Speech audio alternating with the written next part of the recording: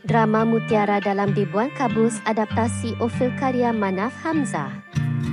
Mempunyai 24 episod telah mula ditayangkan pada 6 Oktober 2025.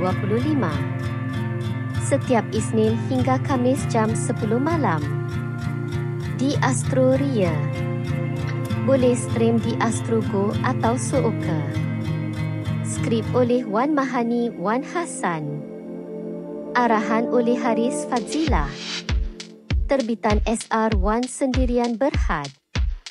Dibarisi pelakon seperti Zahiril Azim sebagai Uzam, Emma Maembung sebagai Aslin, Jasmine Hamid sebagai Rahayu, Watir Sadali sebagai Masirah, serta ramai pelakon membintangi drama ini.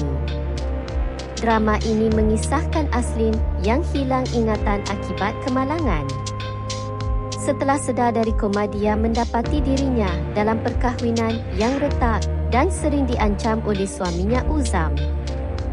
Aslin terperangkap dengan dirinya yang masih tidak mengenal identiti dirinya. Apakah yang terjadi? Dapatkah Aslin mengenali dirinya kembali? Jangan lupa menonton drama Mutiara dalam Dibuan Kabus.